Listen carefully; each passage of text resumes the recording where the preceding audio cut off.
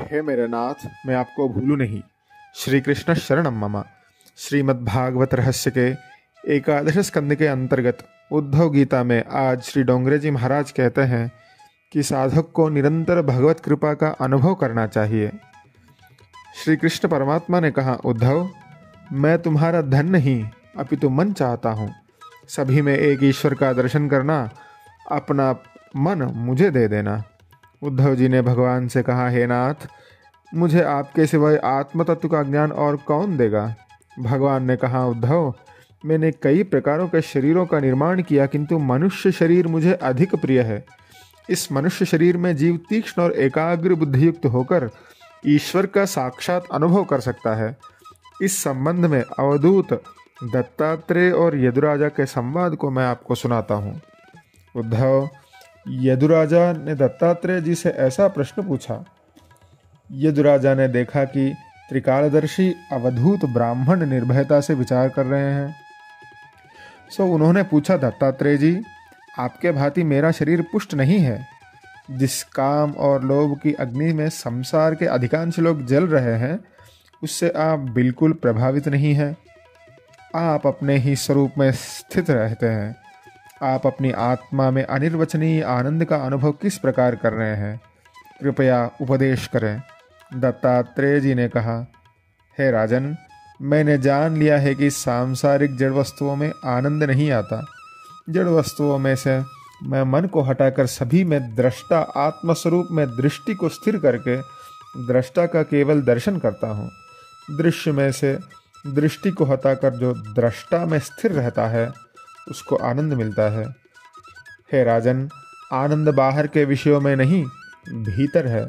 मैंने अपनत्व को भूलकर दृष्टि को अंतर्मुख कर लिया है। मैं अपने ही स्वरूप में स्थित हूँ। प्रारब्ध जो भी देता है, उसको आनंद से स्वीकार करता हूँ। तुम भी अपने को स्वयं सुधार लो।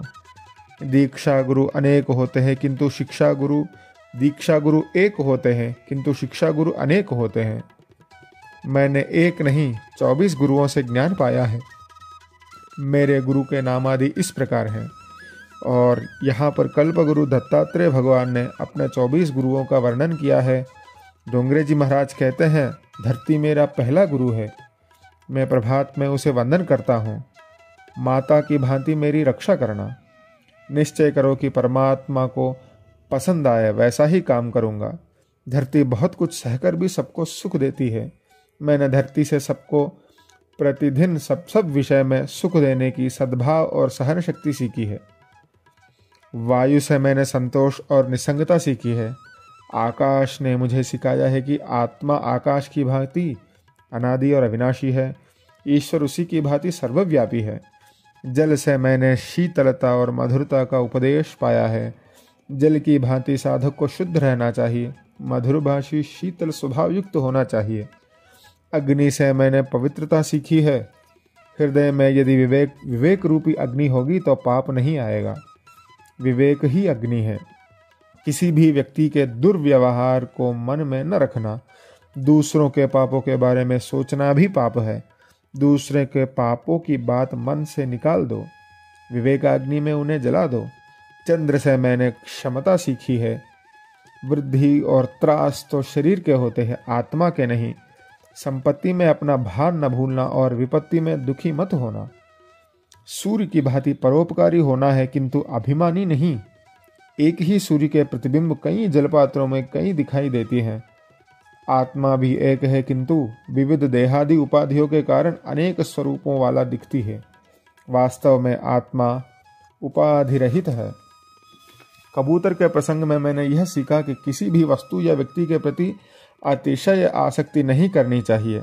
वह पत्नी और पुत्र की आसक्ति के कारण मर गया। किसी की भी मृत्यु पर विलाप न करो। रोने वाला स्वयं भी एक दिन जाने वाला है, तो फिर दूसरों के लिए क्यों रोते हो। अपने लिए ही रो, अपने लिए ही रोहो। निरंतर अपने लिए ही रोहो। अजर की भांति प्रारब्ध कर्मानुसार जो कुछ भी मिले उससे संतुष्ट रहो। समुद्र वर्षा ऋतु से बहुत सा जल मिलने पर भी छलकता नहीं है। ग्रीष्म ऋतु में जल न मिलने पर सूखा नहीं हो जाता। सुख दुख में हमें भी समुद्र की भांति ही रहना चाहिए। इस विषय को मैंने समुद्र से सीखा है।